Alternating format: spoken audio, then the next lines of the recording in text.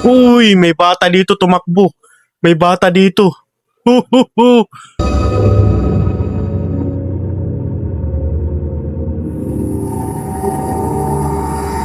Nakakatakot ang hotel na to.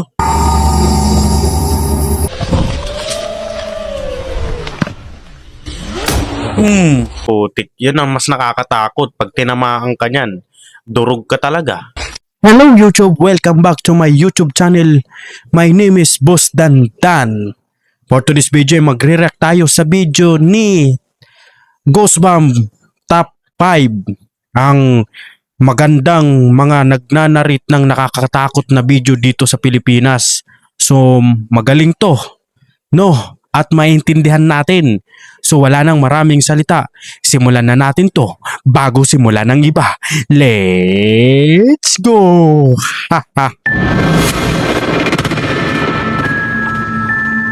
Ang mga videong inyong matutunghayan ay para lamang sa mga taong matatagang loob dahil maaari itong magdulot ng disturbance sa inyong mahimbing na pagtulog.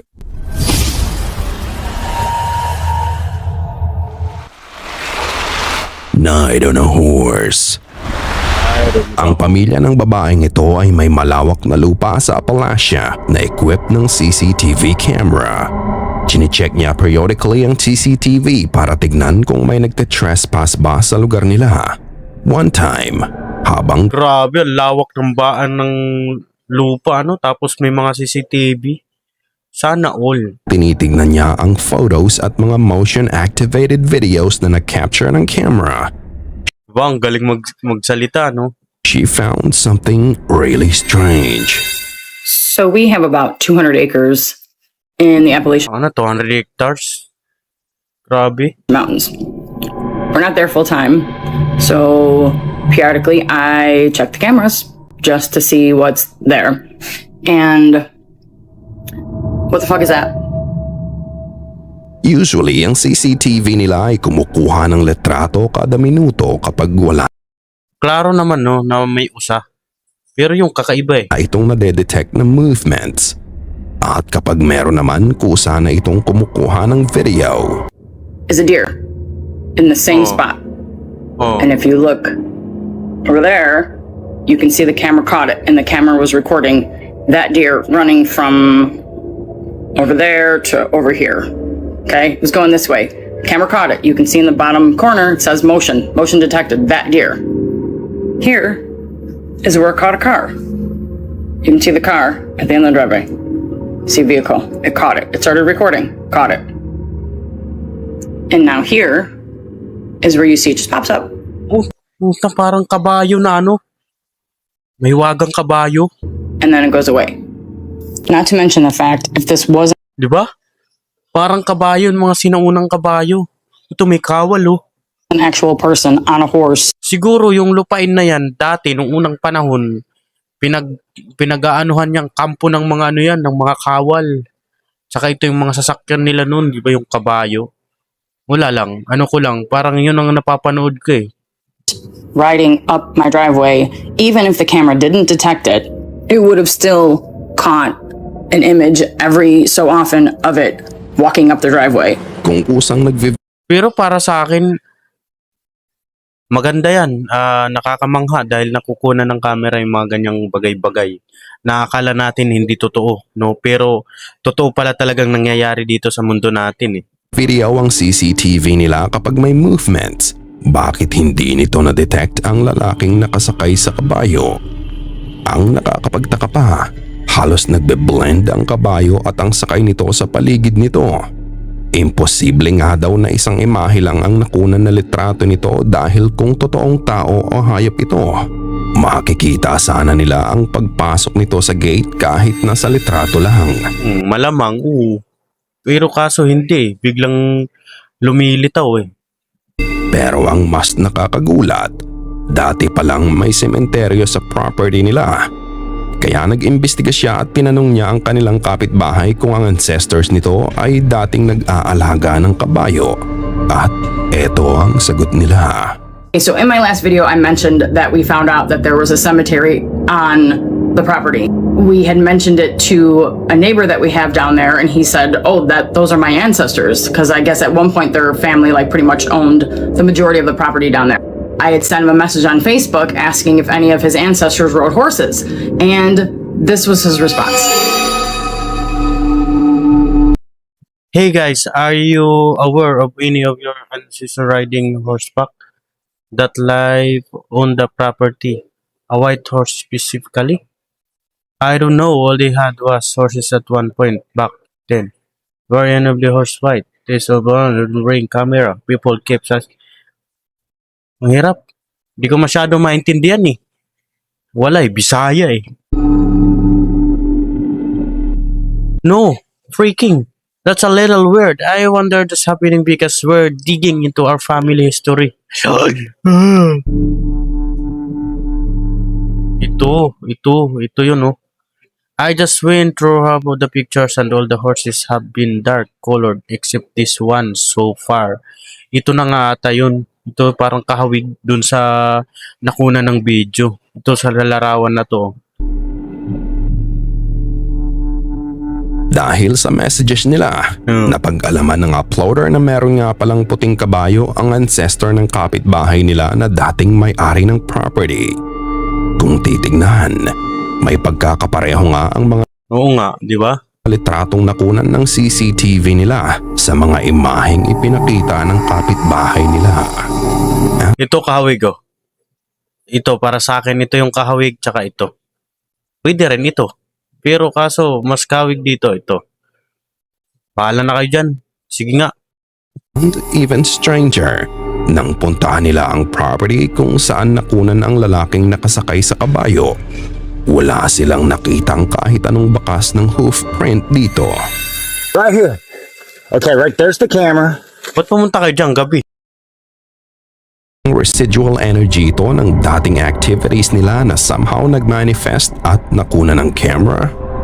Malamang. Nagpaparamdam yan. Wala pa din sagot sa mga nangyari, kaya hanggang ngayon ang nakuna nila ay nananatili pa ding malaking misteryo. Vacation Hotel. Vacation Hotel. Si Kyrol Leon ay isang content creator mula Indonesia. Nagpupunta siya sa iba't ibang lugar sa Asia at nakafocus siya sa paggawa ng mga contents tungkol sa vacation, staycation at mga pagkaing inihahanda ng iba't ibang hotels. Usually, mag-isa lang siya tuwing nagta-travel siya. However, sa isang video niya kung saan ginagawa niya ang room tour sa isang hotel, maraming natakot dahil sa nahagip nitong kakaiba sa video.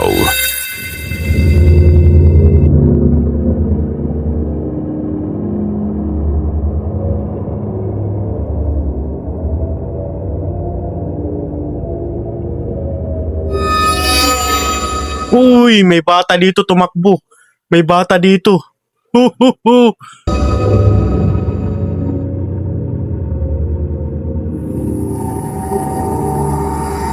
Nakakatakot ang hotel na to. Gaganda-ganda pero ang creepy. My goodness. Nakita mo ba yon? Oo, nakita ko. Sa una ay ipinakita lang ni Kyrol ang loob ng kwarto niya. Matapos nun ay ipinakita niya ang labas ng balcony. Ngunit nang pabalik na siya sa loob ng kwarto, makikita mo ang imahe ng Yun maliit o, di ba? Maliit. Bata siguro yun. Biglang ganito. Pupunta dito sa CR eh. na bata na nakatayo sa pinto ng What? banyo at mabilis itong nagpunta sa loob nito. Ang imahe ay nakasuot ng puti Creepy. Tumata yung balahibo ko. at mahabang damit, ngunit hindi malinaw ang mukha nito. Nakita ito ni Kyrol ngunit nang silipin niya ang loob ng banyo, ang bata ay tila naglaho na lang din na parang bula. Ang imahe kayang nakita niya ay kaluluwa ng bata na pumanaw din mismo sa lugar na yon. Hanid nga ba ang hotel na napuntahan niya? O di kaya ito ay staged scene lamang? Haunted Hotel. Oh my goodness. Matapos nga ng nag-iisang video na to ay tila wala na siyang ibang naging content pa na may kinalaman sa paranormal. Pero ano sa tingin nyo? Ikaw na ang magpasya. Isinawalang bahala niya lang yun. Kasi hindi naman yun ang ano niya eh. Hindi naman yun ang content niya eh. Di ba? Shadow Family. Ibinahagi ni Kashif Qureshi ang videong pinadala sa kanya ng kapatid niya. Ayon sa kanya, ito ay kuha ng CCTV sa bahay ng kapatid niya nang may mapansin itong kakaiba. Naging uneasy ang kapatid niya kaya ipinadala niya ito sa kanya para tingnan kung may paliwanag siya na pwede niyang ibahagi sa nangyari. Pero katulad ng kapatid niya, he's just as baffled and clueless as his brother. Bakit? Ano meron? Uy, parang may bumaba dito na ano. Ito. Anino na parang may bit-bit na ano ba? Sanggol o ano? Oh, wala, ang dami.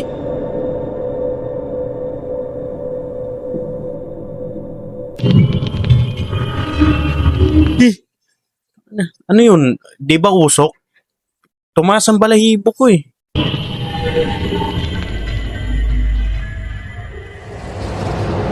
Sa video, makikita mo ang linya ng mga shadow figures ang lumabas mula sa bahay at tumagos sa Dami. kabilang pader ng daan. Sa una, tila parang usok lang ang mga ito. Pero lumabas lang ito kahit wala namang pwedeng panggalingan ito. Oo nga. Oh, creepy. So, as you can see, nag-react ang bata sa simula ng video. Nakita niya eh. Napatigil ito at napatingin sa pinanggalingan ng shadow figures. Nang makita niya ang paglabas ng unang imahe ng usok, napatakbo na lang ito papasok sa loob ng bahay nila. Ano ba to? Tao ba to na nakaano dito? Nakasakay sa motor? Parang walang kalam-alam, hindi man lang gumagalaw, no? Although hati ang opinyon ng mga viewers sa video kung multo nga ba ito o hindi. Pero kung kayo ang tatanungin, Pero kakaiba kung usok yun, hindi ganun ang movement nun. Ayun kasi parang tao na bumaba eh. Simula maliit hanggang sa ano, malaki. Parang bata hanggang sa naging nanay, tatay at lumaki. Ganun. is this a supernatural event or may ibang paliwanag pa sa nangyari? The Dog's Toy. Isang gabi, habang nanonood ng television ang poster ng video, nakita niyang abala ang kanyang alagang aso sa paglalaro ng maliit na laruan nito. Sa tingin niya ay cute ang moment na yon kaya minute niya ang TV at sinimulan niyang videohan ang aso niya. Ang video na ito kuha 2 taon na ang nakalipas. Ngunit nito lang nang panoorin niya ang video ay may napansin siyang hindi normal sa nangyari sa video. Panoorin.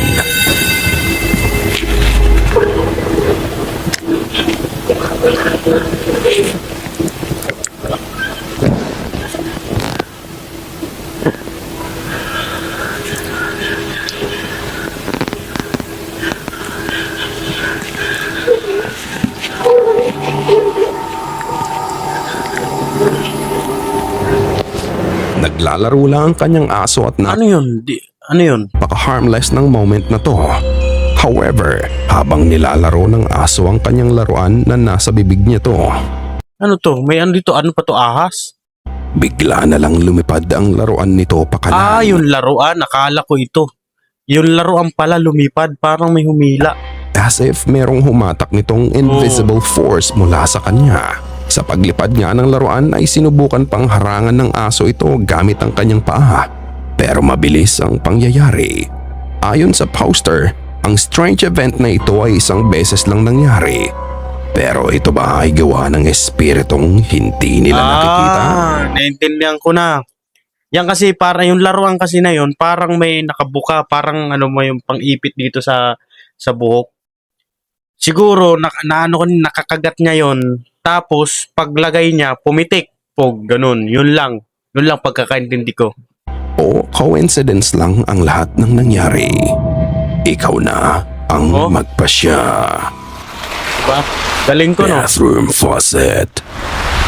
Ang sabi ng uploader, isang Isang simpleng gabi lang sana pero biglang may nangyaring kakaiba na hindi namin inaasahan. Buti na lang nakuhanan ng video ang kanang boardmate ko yung eksaktong moment na yon. simpleng gabi lang sana pero biglang may nangyaring kakaiba na hindi namin inaasahan. Buti na lang nakuha na ng video ng kaboardmate ko yung eksaktong moment na yun. Ayon kay friends, hindi nila alam kung bakit tuwing gabi ay paulit-ulit na nagbubukas ng mag-isa ang gripo sa banyo. Kaya ang ginawa ng kasama niya sa bahay ay iniwan niya ang kanyang cellphone niyang nakatutok sa gripo. At ilang sandali pa nga ay eto ang nangyari.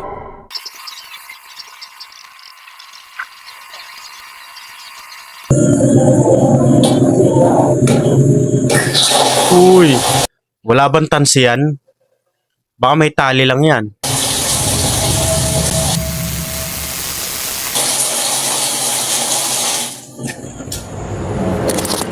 Matapos niyang iwan ang kanyang cellphone sa banyo, Ang lakas ng trip nito. Totoo ba yun? Baka may may tali. maya-maya lang ay maririnig Kapag nitalian ng tansi, hindi klaro. Lalo na pag ganyan, oh. mo na papatak-patak na ang tubig sa gripo.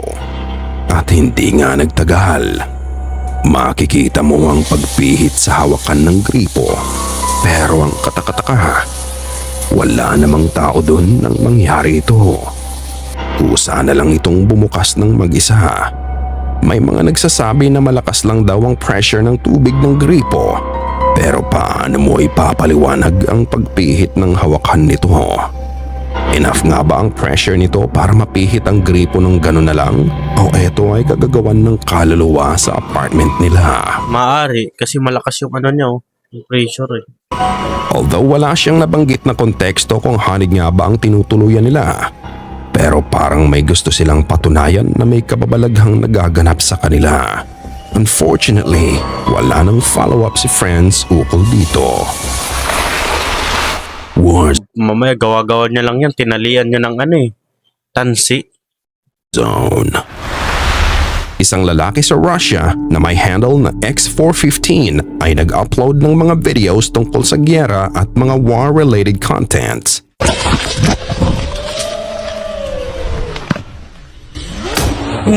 Putik. Yun ang mas nakakatakot. Pag tinamaan ka niyan, durog ka talaga. Ang iba sa kanyang mga video, nagsimula siyang mag-treasure hunt sa mga war sites. Sa una, normal lang ang mga bagay na nakukuha niya. Ang ilan dito ay katulad ng mga mines at ang iba naman ay mga patibong na ginamit ng magkabilang kampo. Dito pala magsisimula ang kababalaghan na magaganap sa kanya. Isang beses, habang siya ay naghuhukay ng mga gamit na pwede niyang makuha mula sa gyera, hindi niya namalayan na inabot na pala siya ng gabi. Sa kanyang pag-iisa sa gitna ng madilim at delikadong lugar, ito ang nangyari. А я до сих пор ничего не достроил. И тебе привет. Время 21:43. May nagsalita, eh. И я нихуя не достроил. Sa kadiliman, narinig niya ang boses ng babae. Napalingon na lang siya kung saan nanggagaling ang boses pero wala siyang nakita. Sa simula ay binaliwala niya lang ito. Ngunit sa background, patuloy mong maririnig ang boses ng babaeng umuungol na parang in pain or something. Papalapit ng papalapit ang tinig at sa muli niyang pagtingin doon, bigla na lang na-cut ang video. Ito ay malaking misteryo kung ano nga ba talaga to. Dahil sa dami ng mga namatay doon, ang boses kayang narinig niya ay isa sa mga sundalong pumanaw sa lugar na yon. Ito ba ay isang klase ng residual haunting? Katulad ng dati mga ka-goosebumps. Ikaw na ang magpasya. Ikaw na ang bahalang humusga. Grabe, no. Ang hirap maging sundalo. Kapag tinawag ka ng tungkulin talaga, wala kang magagawa. Kapag duwag ka, magre-resign ka na lang, eh. Mag-aawol ka, pero kapag ikaw ay matapang, kahit saan ka ilagay, kahit saan ka i-assign, talagang palaban ka, no? Bahala na mamatay. Grabe, ganun kahirap, no? Sana ay kinilabutan ka sa mga video na aming itinampok ngayong gabi. Kung may Oo naman, syempre. Kinalibutan talaga ako. So ayun nga no. So natapos din ang ating pagre-react kay Ghostbump Top 5 no. Napakaganda, napakasulit mag-narrate, napakasulit maghimay-himay ng mga video na nakakatakot. So yun lang, kung nagustuhan ninyo ang video na to, please subscribe my YouTube channel mga boss, madam.